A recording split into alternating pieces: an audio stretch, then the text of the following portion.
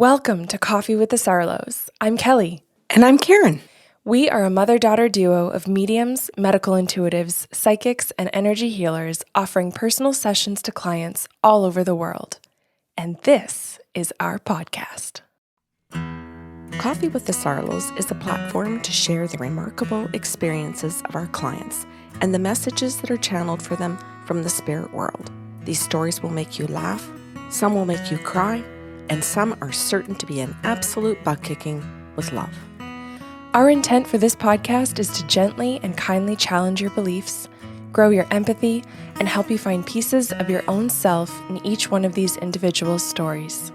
Before we jump into today's show, we have a few notes for our listeners. Karen and I have personal practices channeling for local and international clients. If the stories in these shows is something you'd like to experience, you can request your own personal session through our website, bysarlo.com. We also have gift certificates available if you wish to gift this experience to someone anywhere in the world. We have a second podcast series called Sips of Sanity. This series is your emotional and intuitive intelligence toolkit. We pick one topic every month and provide you with healthy tools for critical thinking and communication. This series airs the first week of every month. The first show is free and can be found on our website, your favorite podcast platform, or YouTube. The full series can be found on patreon.com/bysarlo. Patreon is our membership portal with a ton of monthly benefits for those of you seeking to grow your emotional and intuitive intelligence. Karen has a personal blog that explores the beauty and importance of intuitive gifts. There's a question and answer segment that addresses listeners' questions. As we mentioned, you can find the complete Sips of Sanity series here, along with handy habit trackers and great reflective questions to help you get the most from the shows. We provide you with guided journeys and music to enrich that experience, and we're running an emotionally intelligent, interactive book club. And for patrons in our top tier, each month we're putting your names into a draw for a free half-hour channeling session with Karen or myself. If you're interested in joining us, head over to patreon.com/bysarlo. Now, on to the show. Carmen, what are you doing here? Who invited her? I mean, we invited her, but we have no idea what's about to go down. And I want to say this for listeners. This is really exciting for us, Karen and I. You are such a trusted guest, on top of a trusted friend, but a trusted guest that we didn't ask for a topic. We didn't ask for an outline.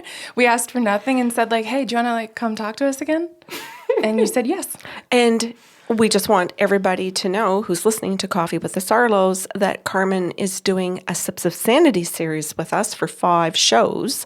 1 free on YouTube, 4 on patreon.com/bysarlo. Yeah, and those aired earlier this month. Right. So for those people who don't know you, why don't you tell us about who you are and Horse Sense North? And then we'll get into your content. Would love that. So hello, listeners. My name is Carmen Theobald, and I am so lucky to have these 2 amazing humans, Karen and Kelly, in my life. They've both been a huge part of my life in lots of different ways, as friends, as professionals, having my own personal sessions, in all kinds of ways.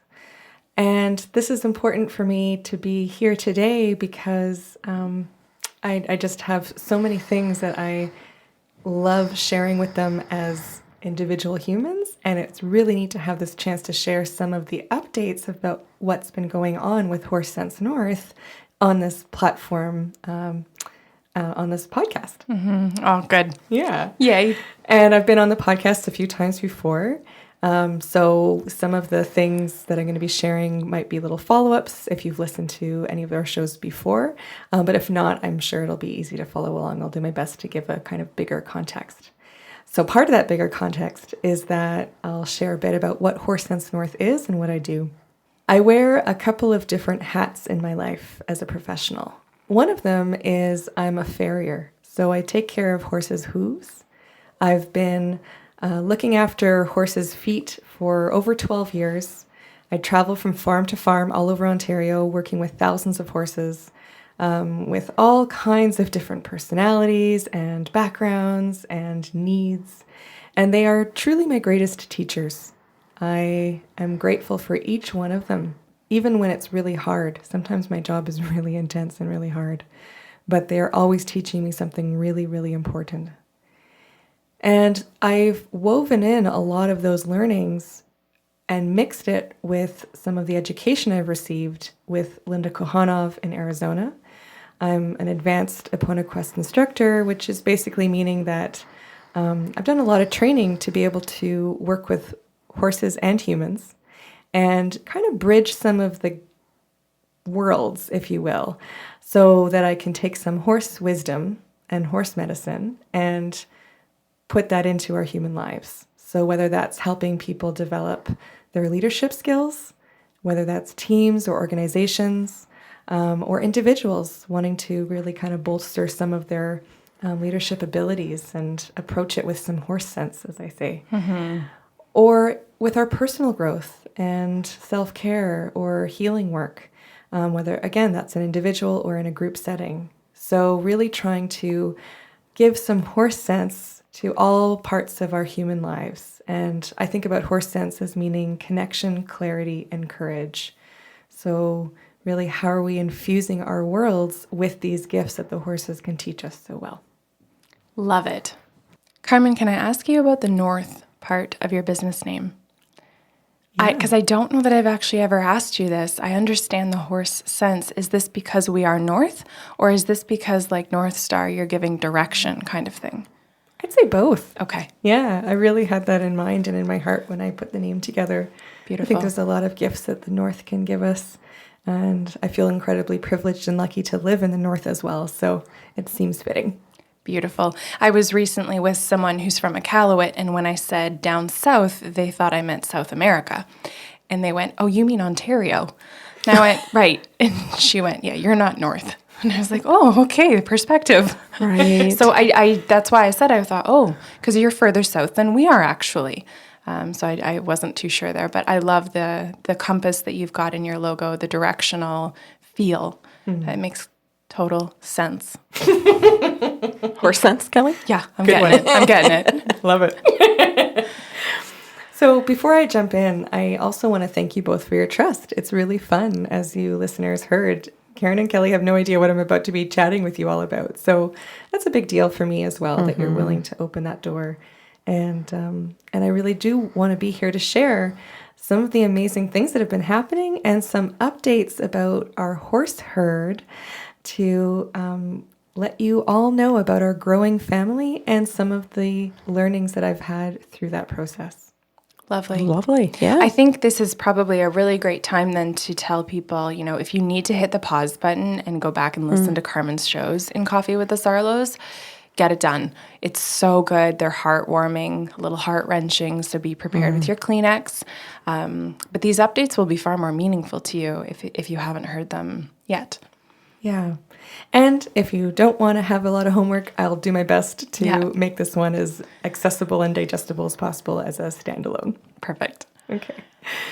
So part of why I was so quick to agree to come back on the podcast without a clear or direct plan is because in one of my not so distant personal sessions with you, Karen, you shared with me that the guys said I need to do another podcast. Oh, okay. Well, then, well done. Good for you for listening. Thank you. And thank you for sharing that. Also woven in to whether it was that session or a similar one were some important messages from Spring. And Spring is a miniature horse that we had adopted and unfortunately had to put her down, but she's got a really beautiful and important story that supports all the work we continue to do. And her spirit continues to support what we're doing. So when I've connected with you, she always seems to come in some way, shape, or form. And part of her messages in our recent conversations in session, which I'm sure you don't remember. No, I don't. I expected that. No problem. Yep, we all did. Spring has really been working her little butt off to bring other things together, whether that's aligning circumstances or drawing spirits toward what we're doing with Horse Sense North to create more growth and healing opportunities in the world. Oh. Of course she is. Yeah, that sounds like Spring. Yeah. And she actually really helped me put this podcast together. So one of the other things that I've done a lot of work on within myself and my own self-work journey and growth and learning is my own journeying work. So again, thank you to both of you for helping me with that. And it's now such a big part of my life and my world that it really guides much of what I do with Horse Sense North and is an important piece of how I actually work as a facilitator. Well, good for you for incorporating it into, incorporating and like infusing it into all different areas of your life. Thank you. That is the purpose of journeying. It like we are not supposed to just do a journey for the sake of laying down and seeing or hearing or feeling things. It's actually very much to be incorporated into everything we do at work, at home, friendships, and all aspects of our lives. Yeah. Can I share an example of how that weaves in when I'm actually facilitating? Would we have invited you back? True. Okay. Please go ahead. So I think about moments where, and actually this is something Spring helped me articulate through one of the sessions with you. I was already doing it, but she helped me put it into words through you, where I'll be facilitating a session, meaning, and I often work with groups. I don't only, but I do a lot of group work. And I'll have people in the space that we do our workshops, and they're separated by a fence from the one person having their session with one horse. So it's kind of a big area that has that horse part, and then there's a little section for us humans to be watching and learning and processing and discussing before, during, after kind of thing. Okay. So as a facilitator, that's a lot of energies and beings to kind of navigate. I do have help. I'm not doing it alone. I mean, in the human world, in this reality, I have amazing people I work with. My partner, Aquila, he is an amazing chef and feeds us nutritious and delicious food and helps with the horses. And I've had a couple of amazing co-facilitators this season who are just beautiful parts of our Horse Sense North team. And I still feel like it's a lot of energies to be navigating, which is part of why I love it. I love the challenge and what I learned through that process. But a huge part, in addition to all of that, is developing my connection, even if it's soft and quiet, to the spirit world. So that as I'm there facilitating a person's experience with the horse, I'm really connecting as much as I can to my own guides, to the horse's guides, to the person's guides, to the energy and spirits and everything going on for the entire group, as well as what we're all putting and creating together energetically. So sometimes when I'm watching a horse and a person go through some kind of learning experience together, it's really tough to know when to keep my mouth shut, when to step in, and when to do something completely different. So sometimes I find myself sitting there watching, and if I'm just looking through my human lenses, even with all the horse experience I'm coming from, I would interpret it really incorrectly. But sometimes I'll be watching and maybe see some things that others might think are a red flag or some kind of concern. But I hear, wait. Stop. Don't move. And I don't know where it's coming from. I don't know really what's going on, but I know I better fucking listen.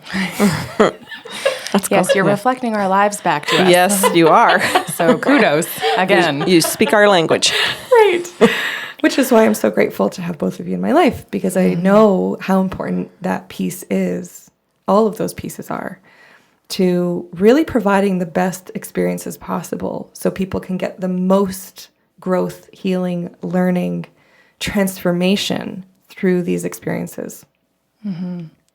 And I want to let listeners know and let you guys know we had such an amazing, amazing season that I really give a lot of credit to Spring and all the other beings. We did over 32 days of workshops this season. We had over 80 people come through the farm, sometimes for single sessions, sometimes for 2-day workshops, sometimes for multiple workshops. And to see our herd stepping into their roles as healers and teachers, no matter if someone's coming for a work leadership experience or, something else, it's all connected to that. I don't think we can come to grow in a work context without growing in every other context too. Mm-hmm. And that's where the horses are so gifted at breaking down any perceived lines we might be drawing in our own minds about, well, I can be a better person here, but it doesn't apply there. And they're going, I have things to teach you. Yes. But they do it in such an amazing way that for me to watch them is a true gift. So to be witnessing our herd growing their capacity to do this work and to really be trusting that process more and more allows me to trust the process and grow my own capacity more as well. So it's just been an incredible experience. We've had 2 different organizations who are primary healthcare teams and primary healthcare providers, some interprofessional teams who have come through, as well as individuals from different backgrounds. And I really know that this is not what marketing people teach you, but I can't think of a single person or background that doesn't get something incredibly meaningful and important from these experiences with the horses. Mm-hmm. Yeah, you're changing someone in their being. So to look at someone who's in marketing and advertising and say, yeah, I'll pick this niche group. It's like, but I'm changing people's beings. It's their DNA. It's their belief system. It's all of the roots that exist within us. They don't know how to handle that. Their boxes are too small. That's right. That's where the horses come over and go, let me stomp on your box for you. Yeah. Here you go. Oh, you small-minded human. Yeah. Mm-hmm.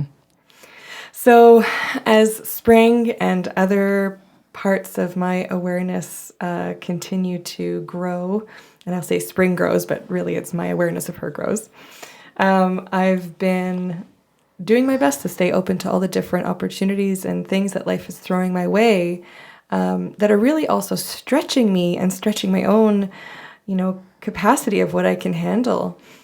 And part of that has been the integration of a new herd member, and her name is Two Moons. Mm-hmm. So for listeners who haven't heard any of the stories before, we have 5 horses now at the farm. We have Grace, who's like the matriarch of the herd. We really think of her as an elder, and she is. She's so wise, and she lets me know when she has things that she definitely wants to teach and work with people. In some workshops, she's like, no, I don't need to be involved. But when she wants to be, she's so clear. There's no mistaking it. She says, I am working. I have things to do. And sometimes she'll walk in the doors and people who have been stoic probably most of their lives and shut off their emotions maybe have just burst into tears just from her walking through the doors. Now, I'm not saying that, you don't have to worry if you end up coming, you're not going to burst into tears, but it was a really important thing for each one of those people who it happened to. And these things don't happen to us until we're ready. That's right. Right? And we might be upset that we're crying, but that doesn't mean that our being wasn't ready for the experience. That's right. Nicely said. Thank you. Yeah. Grace is also Carmen's soulmate, so we've left that part out so far. That's also true.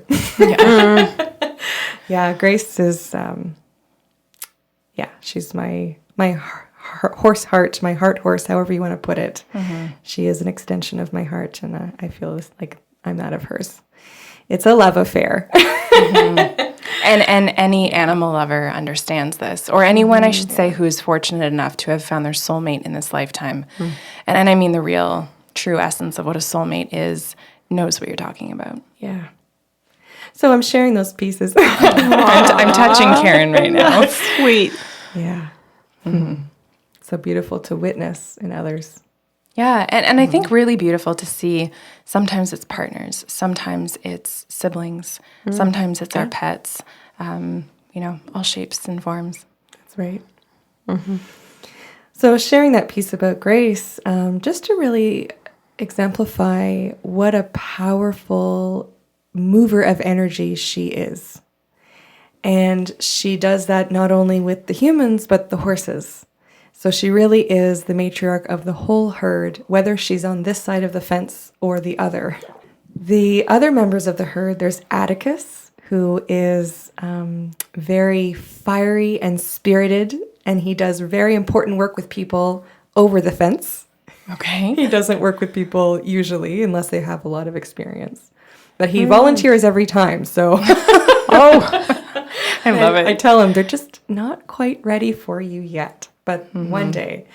And sometimes he gets an opportunity and he just totally shines. We also have Flurry. Flurry is, we call him the master of subtlety. He is such a kind-hearted being with a lot going on under the surface and a lot that he wants to teach and share, and he does it so eloquently and gently, but also powerfully. Peyote, if anyone listened to the most recent podcast that I ended up doing with Karen and Kelly, was a new herd member that arrived this past winter. So we're coming up on a year at the end of January. And Peyote is, she's so amazing. She's complex. She is wise beyond her years and also youthful and spirited and cheeky, but in all the best kind of ways. She also navigates quite a bit of anxiety. And that's been something that we've really worked on with her so that she could shed some of those layers and really step into her role as a teacher before we expected her to be ready. But she showed us very quickly that she was willing, ready, and able to step into that role and very much wanted to. Cool. So she's had some amazing experiences working with people this year as well. Now, Two Moons. She is a pony who's 4 years old. And I have to preface this next piece by saying, anytime we've integrated a new herd member, one of you has been first on my call list. This time, it was so clear that I heard, I think also Spring, nudging me forward. And it was just an obvious, yes, it's time for Two Moons to come. It wasn't always an easy transition, but I was prepared for that part. So when she first came, Peyote, who's a similar age to her, I think had a lot of jealousy and was feeling threatened by this new arrival. So we had to do certain things to ease the transition and keep all the herd members safe. But since that beginning first stage, Peyote and Two Moons are like sisters, sometimes bickering a little, but really close and helpful to each other.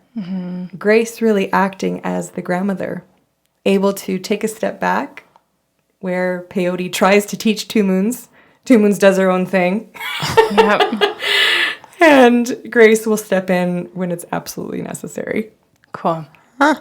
Yeah. That's very cool. It's super cool.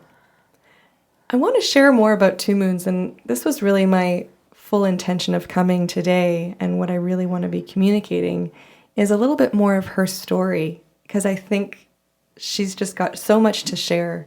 Even if she's not quite there to do all the different activities with people who come through yet, as she's still in her early stages of learning and growth with us. Plus, she's young. But she did step into some of those roles this summer in her own unique ways, where she was perfectly suited for those specific things. But her personality and also some of her history, I think, is really important to share with you and with the listeners. Okay. So Two Moons is a great example of a being that blows apart false narratives. Ooh, okay. Not only in her actions and personality, which I'll talk about soon, but in her genetics. There's a false narrative in the horse world that the horses here in North America, and actually all the Americas, really only came to be when the Spanish brought horses over with contact. I put that in quotes, right? Okay. So when that narrative was created. I don't even know when that would have been, but it's taken on a huge life force. And I think it's just another aspect of perpetuating lies and violence against the Indigenous peoples who are already here.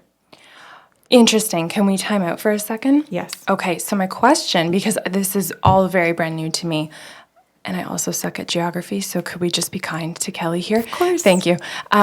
Would this be a situation of where certain wars were won and then the story got told by the winners of those wars kind of thing? Is that what we're talking about when you say the narrative that keeps going? Yeah, and I think that narrative has been created by colonizers. Right, right. Okay, So great. I'm not going to go into all the histories of that because that's not my place to do so, but I think we can understand it, and especially paying attention to what's been going on in the news lately, hopefully waking some people up to what's been going on for a very long time, how there's been truly a genocide going on. And this aspect of it with the horses is just another piece where Indigenous peoples in North America and all over Turtle Island had horses for who knows how long as time has existed with people here. And so this narrative is erasing their identity. That's right. Holy man. Keep Okay, going. Sorry. I need clarity. So I'm just going to back it up for just a second. Yes. I was not aware of this. So there is a story that people from Europe brought horses over here, but the truth is that horses were here and that Indigenous people knew that and had a relationship with them. This is Columbus all over again. Oh, Karen. for crying out loud. Exactly. Oh, I Just did with not horses, I right? did not realize that incorporated a story about the horses. I didn't know that story. I've come from the position, or maybe just the assumption, that in my small Karen world, that Indigenous people were here way before Jesus, or even arrived on this planet, were already here on this continent. If he was real. If in fact he was real.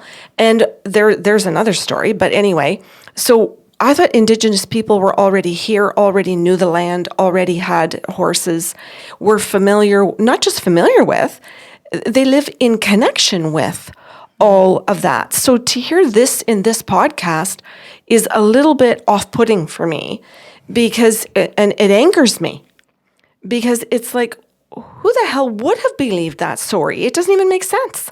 Yeah. And your anger is completely right. We should be angry about these things. And it's a completely bullshit story that's been circulating for hundreds of years. I don't actually know for sure hundreds of years, but at least the whole time that I've been in the horse world, this has been spoken to me like a truth that, sometimes people weave in, well, the horses that were here at one point died off and then they were brought back over by the Spanish. So this is to disrespect Indigenous people. Exactly. It is to say that they didn't have the knowledge or the connection, and it is to put them down. Right. That is purposeful maliciousness.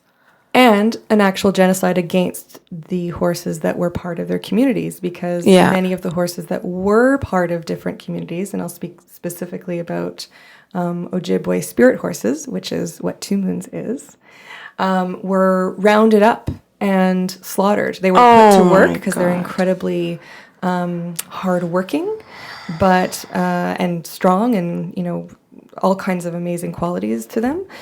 So they were, what's the word I'm looking for? Totally taken advantage for those things, and then killed off to try to perpetuate the genocide that's been going on in a different way. So the genocide wasn't just against the Indigenous people, but things connected to them. Okay. Yeah, it's horrible. And to add to it, the horses or ponies that were left living and rescued, and there's some amazing stories that you could look up to learn more about them, not just Ojibwe spirit horses, but horses all over that are actually Indigenous to this land. Mm-hmm. The ones that did survive were discounted and really fought back against that their genes were actually from here. So it's only in the last 2 or 3 years that finally they are an official breed with their genetics proven to be from here originally. So Two Moons is an embodiment of the story where she is actually an Ojibwe spirit pony. She's a registered pony with this history. And it's really special that we get to know her through her living with us and her becoming part of our family in this way. I'm so glad that she found your farm, that she found you. And I hope it's okay, you'll correct me if I'm wrong to say this. You do so much work with Indigenous communities to help change the narrative within their own cultures and communities, and also to facilitate healing with the horses as well. So it just sounds like Two Moons is in the right place at the right time. So Carmen, before you move on with your story, this is something that is new. Obviously, you've seen my reaction today that I had no idea about this. And I like researching things. I like education and knowing better so that after I'm through, or maybe I'm never through with my anger. Maybe I won't get over being angry about that, but I certainly know how to take steps and use my anger to do something about it. So would I Google Ojibwe spirit horses to understand their what certain people have done to them and what's being changed and how it's going forward? Yes. Okay, so thank you. Google Ojibwe spirit ponies, I believe, because they are smaller. I'm sure it'll come up if you do horses too. But okay, thank you. Yeah, and I just want to respond to what you said. It's been a privilege and an honor to work with some Indigenous community members this year. I don't think I'm changing or need to change any narratives for them. I think the narratives that are changing and that need to be changed are with non-Indigenous people. So I just wanted to Interesting. Can I counter? Yeah. Well, obviously, respectfully. My partner has had the pleasure of playing with Susan Aglukark, who is Inuit. And I know I'm pronouncing that wrong, so please take that with kindness. And she talks in her concerts, she educates in her concerts, pardon me. In between every single song, she's talking about changing the narrative, and that in this process, she's helping change the narrative in her own cultures and communities as well, who were fed the same bullshit stories. And so she has worded it in a little bit of a different way than you, that you in fact are doing that work.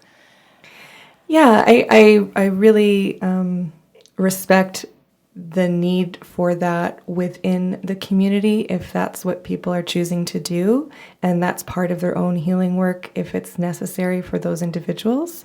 But I think for me, in my role with Horse Sense North as a non-Indigenous facilitator, I'm holding space for people to be there. If that includes them discussing narratives that they want to discuss as needing changing, okay, great. And if not, great. That's none of my business. I'm really there to be supporting whatever healing is to take place between the horses and them, and talk about some skills and collaboratively go forward with some healthier ways of interacting between each other, with the horses. But I think as far as narrative changes within Indigenous communities, that's where it's important that it's not me that's doing it, and that it's really put back into the hands that people need to be empowering themselves, not having a non-Indigenous person come and tell them what's what. Cool. I love how you frame this. Thank you. My pleasure. Back to Two Moons. Back to Two Moons. So, and in that context, I think it's really important that she's there with those people coming, as well as anyone, right? I think her story is really important for all humans to have a deeper understanding of the depths of layers of the false narratives that are present to have power and control in ways that are unhealthy and toxic. And I love that Two Moons herself not only has this history and her genetics, but she's this incredibly big and powerful being in a small body. And she is so strong in her mind, in her heart, in her spirit. I think she's an amazing example for anyone. And to have a chance to be working with her is so very fun. Cool. What a great addition to your farm. Like, I know Kelly has said that. I'm just joining in now and saying it. When I think about... Karen had to get past her anger. Yeah, I did. It took me... Well, it takes a little time to process that stuff. But when I've heard and been out to your farm, not many times, but have been out there to see your horses, it makes me happy to know that each of the horses comes with different strengths, as far as I can tell, and presents their energy in different ways. They're not all identical. So that anybody that's going, you can have such a variety of characters that could be going, and yet it's like you've got a variety of characters on the farm that are going to say, yeah, you and me, and match up, right? Exactly. Yeah. Imagine if our human teachers had that Yeah. pleasure or fortune to be able to scan a classroom and be like, okay, for the grade of the good, I think you and I should tag team this one. You sit this one out. This will be more damage if your energy walks in. Right? Like, that'd be incredible. Maybe not feasible, but go on. Well, that's basically what happens during workshops, especially where, sometimes if the weather's all right, people will walk around outside and be near the herd. They'll have their individual horse experiences later in the day, but maybe they'll just kind of have a moment to be on the land and be near the horses. And it's amazing what happens and what learning happens just with people being near them and watching them and having them come over, the horses come over, with very strong intention about it and looking at people, sometimes breathing people. Grace is really skilled at this, where she will really breathe someone. They've forgotten how to breathe maybe a little in their life. And she's so powerful in her breath. We say she has like a dragon breath. And she will literally do this kind of breathing that like takes over someone's body. Oh, wow. And they're almost forced to do it, but in this really loving, supported way. So it's so cool to see exactly what you're talking about, this, alternate reality of what learning and healing could look like, being led by the horses. And that's my job as a facilitator, right? This kind of adds to our conversation about what's really my role. And my role is to get out of the way. Yeah. Yeah, that's beautiful. I can feel similarly with our dogs in this home and this office, actually. Having moved out, I will look at the two dogs in the morning and go, okay, I'm working. Who's coming? And one of them will get up like, you need to tag me in today, right? And if Parker sits out, I know he's, quote unquote, seen my agenda and been like, no, you got this. And it's interesting because the other thing too is that, we'll be sitting in the living room or having our lunch together. We both have 1:00 clients, and we'll look at him like, okay, you be where you need to be. And sometimes he'll choose one over the other, and we think, okay, the client needs a Parker today, or he'll sit on the couch like, no. That's very true. And we are very, very conscious to respect. Yeah. I want to say not just the decision, but the inner knowing. Yeah. And understand that he's being the leader and dominant by not moving in that situation. Oh, yes, he's dominant. For us to be able to go, good, got the message. Yeah. There's an example of healthy dominant that's also being respected by his coworkers, where we don't make ourselves his boss in the wrong way. We don't sit in the dominant role in the herder and say, you're the dog, we're the people, you're going here, you're going there. We may have to do that if he's going to the vet, but if it's in relation, like Kelly said, to being present in healing sessions when we're channeling for people, we very much respect where Parker and Winston choose to go, if they choose to go with each of us, or they're saying no, it's their own time, and they're going into their self-care program.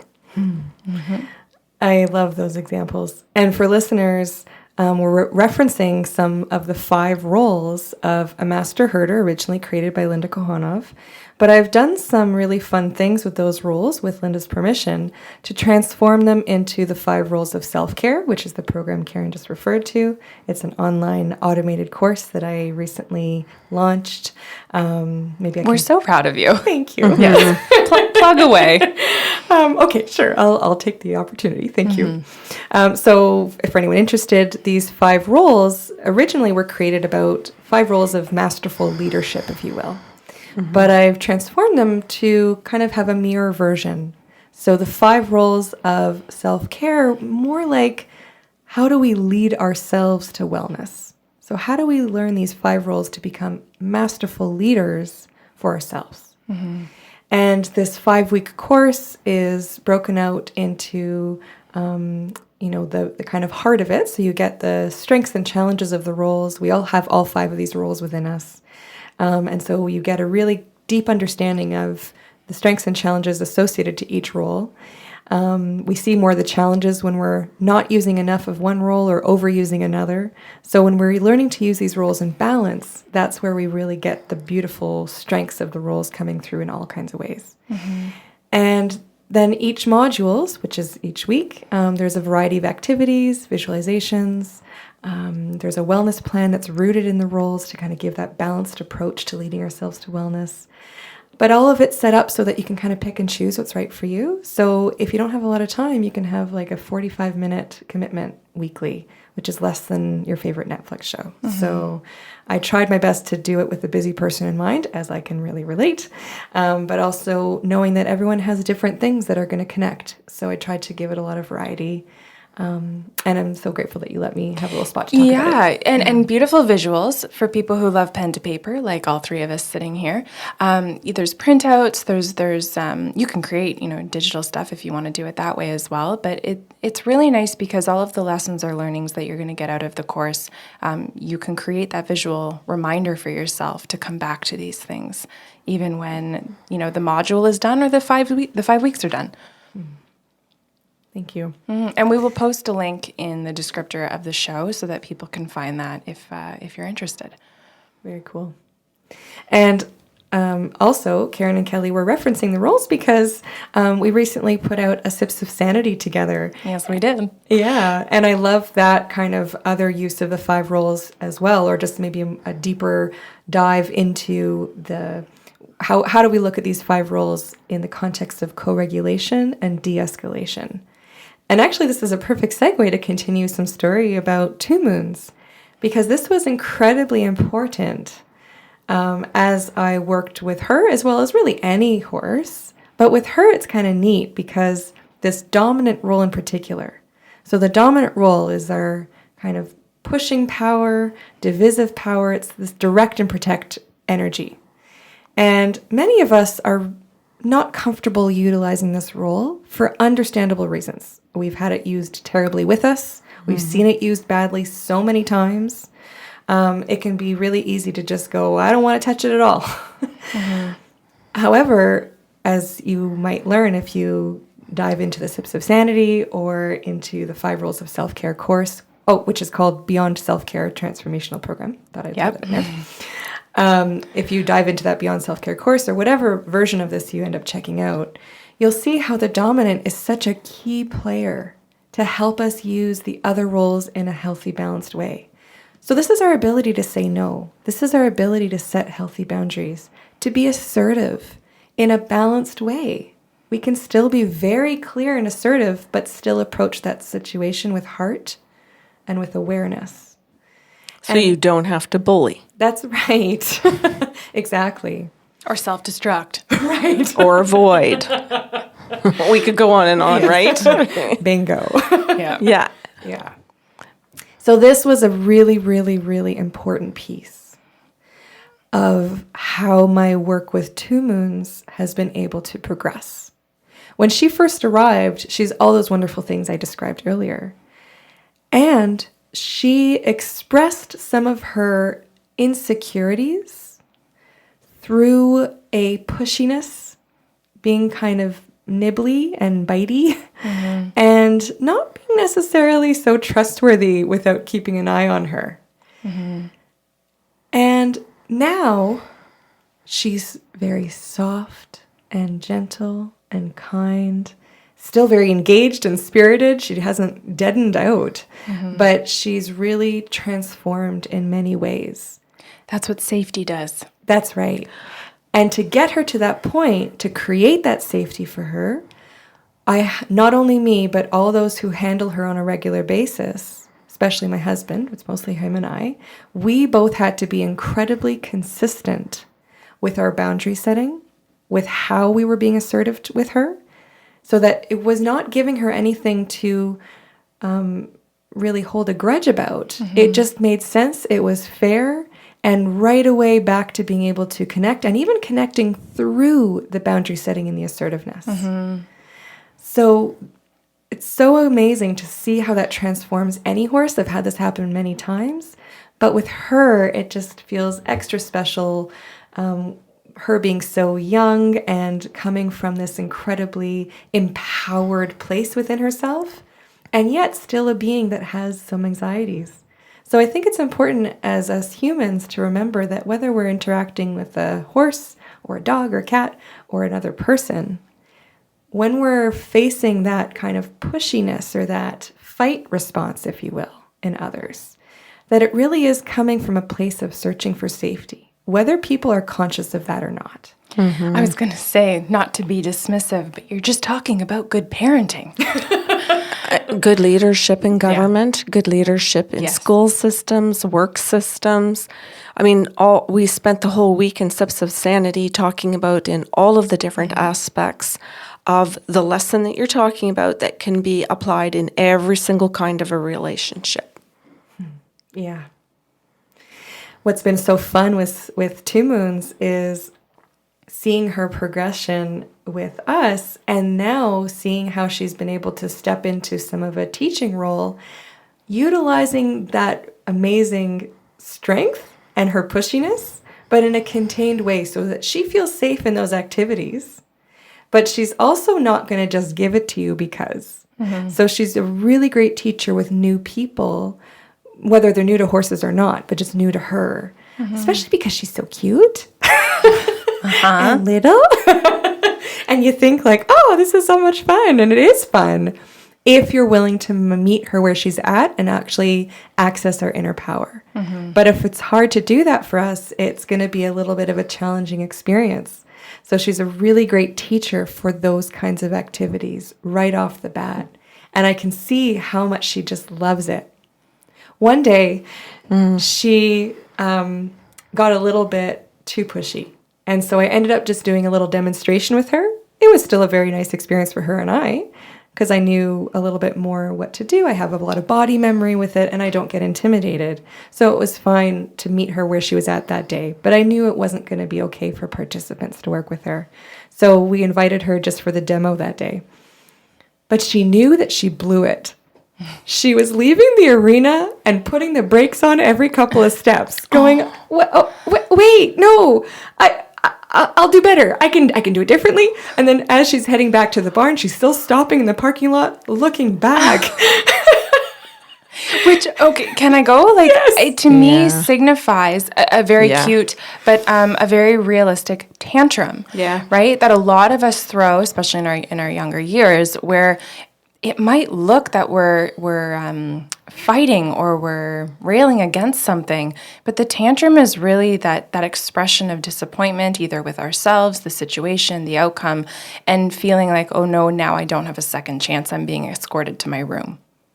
Exactly.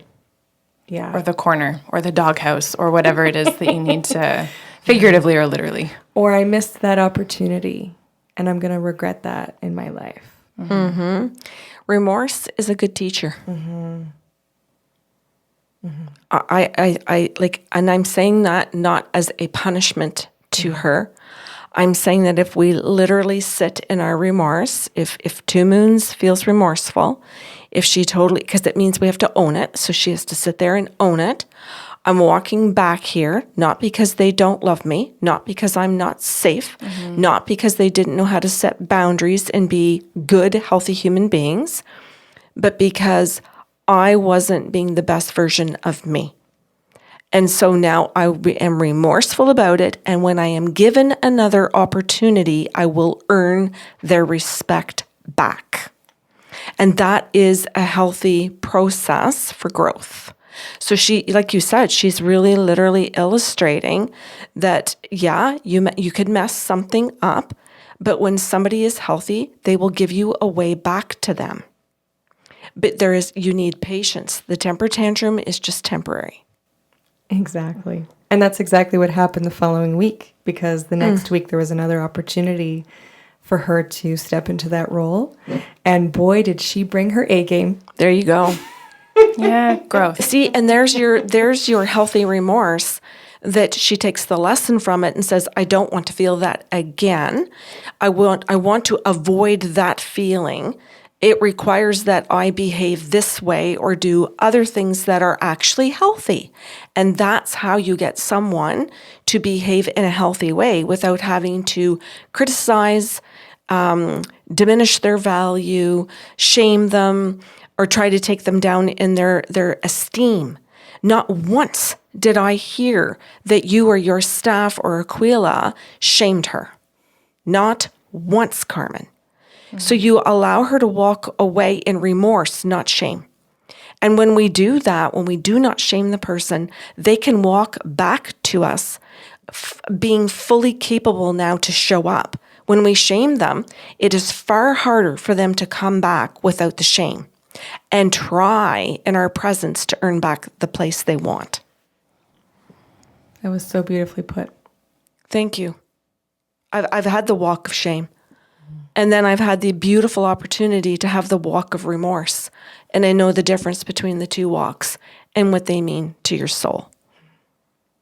And ultimately to your relationships.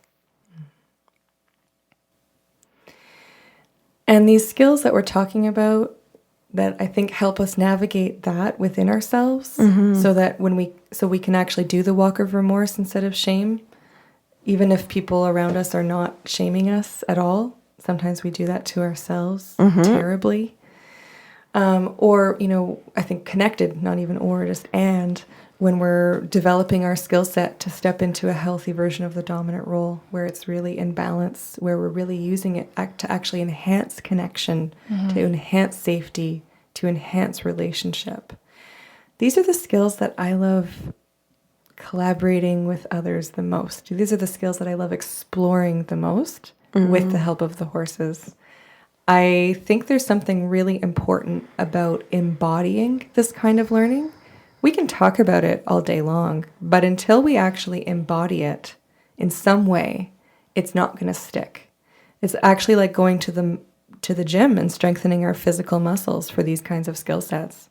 And embodiment might look like actually, setting our boundaries with a person, but it can also look like setting our boundaries with a horse. Because when we learn how to do that with a 1,000-pound creature, it's a lot easier to transfer that into our human lives.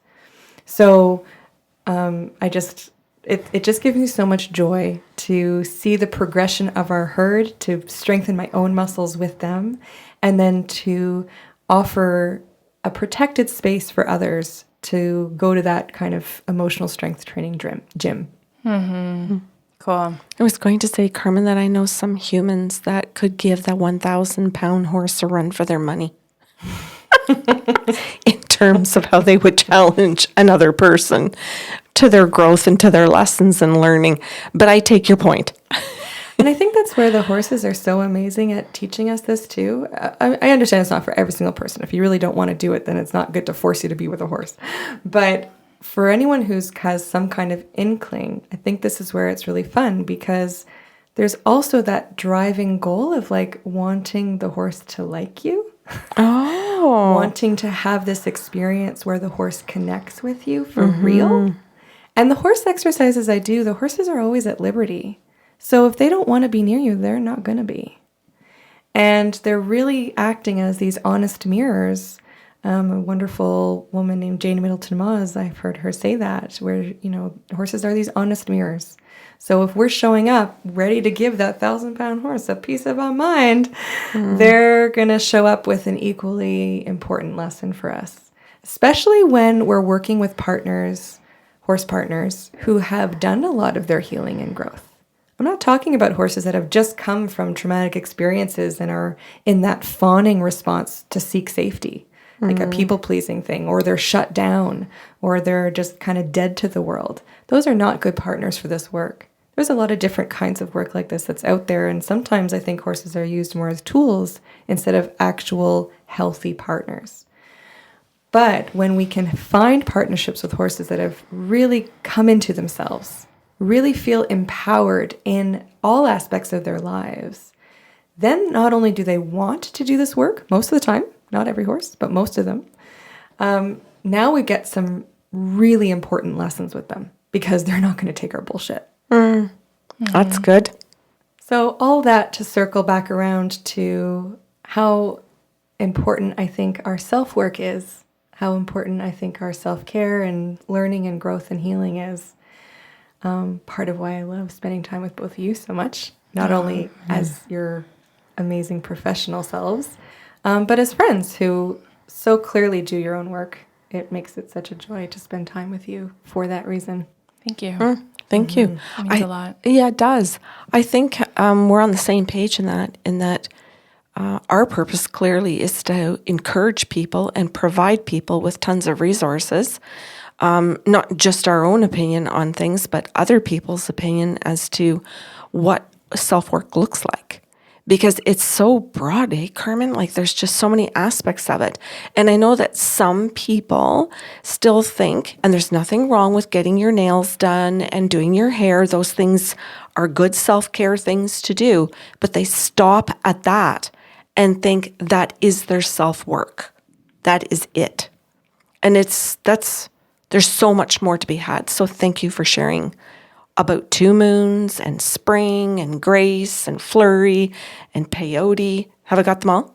Atticus. And oh my grace. God. How did I fit? Oh my God, I forgot. Why did I think I said all 5? Okay. It's a mouthful. It is. It's a beautiful mouthful. Thank you. Yeah. So I'm just so grateful to have a chance to gush about our herd a little bit and to share about what's been going on. And if people want to break out of that thinking box about what self-care is, I think, that's where the program might come in handy. And also checking out your Patreon account, becoming a patron and actually doing that work with you guys. You do similar work with similar intention. Maybe not similar work, but connected intention. Emotionally intelligent. Yeah, absolutely. Exactly. Thank you. Exactly. I wanted to say too, like I'm really thinking about two moons, even as the conversation has kind of gone in different directions. When you're discovering the self through self-care, you're coming back to your own identity, right? And that you're healing those pieces of your own DNA, those pieces of your cells within you. And for all of us to discover, and for Two Moons to rediscover her DNA and her, who she is in the existential kind of question, I think it's really important. So I love that story wove into other points that we're trying to make in today's show. Me too. And I think what's so amazing about Two Moons and how she can be kind of a guiding being for us is that I don't think she's ever had to rediscover who she is. She knows exactly who she is. And I think that's what's made her so empowered. I think that's what helps her be so in her body, so clear, so determined, and with such a sense of humor about it sometimes. And in some ways, she's experienced less trauma in this life than many of our other horses have. She's more of a, not fully, of course, she's had years and I'm sure felt misunderstood in different ways. But many of the horses at our farm have significant trauma in their history, really big T trauma. And it's so fun to see Two Moons right away knowing who she is. That's lovely. Yeah, I don't know where I heard it or read it, but maybe it was in a show of mine where it said you are not your last mistake, right? That's not who you are. And I love it because you're talking about her, having a little blip in her conduct and being like, no, I'll do better. I can do that differently, right? And recognizing, maybe not rediscovering, and maybe that's where my wording was wrong, not rediscovering who she is, but being reminded that my last mistake is not who I am. Yeah, I still have these big qualities and personalities that can be used in healthy ways. Yeah. And I just want to add, for anyone who's listening who may have experienced trauma themselves, let you know that our other herd members who have been through really massive things in their life that were really, really painful and fragmenting have really come back to themselves and have done remarkable journeys of healing on their own. And that's why they're such incredible healers and teachers in this work, as they've really come back to knowing who they are as well. Is it okay if I add that, while I know that you and Aquila are not the ones to fix their trauma, that two people who loved them put health professionals in their path to help heal their trauma? And I'm saying that because you're speaking to the big T trauma individuals. They had a team. Yeah. They did their own work, but they did it with a team. Yeah.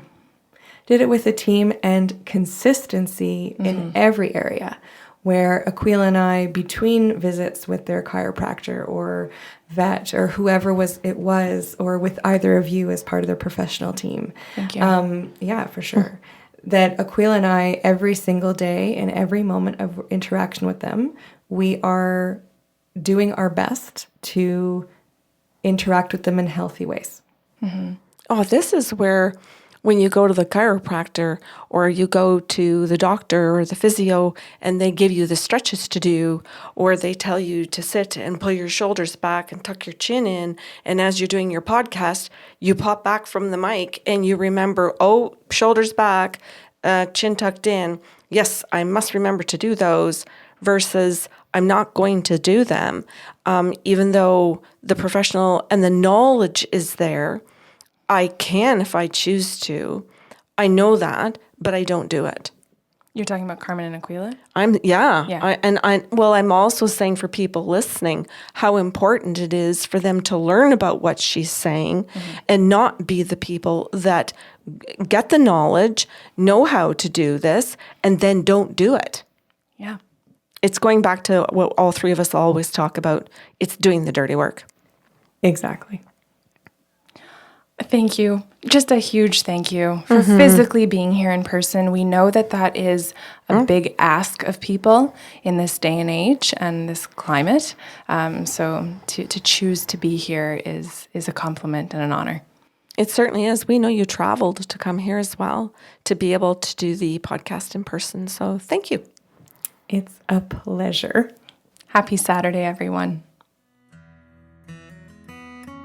Thanks for listening to Coffee with the Sarlos. If you enjoyed the show today, help spread the love with a like, share, or review of the podcast. See you next Saturday with a brand new episode.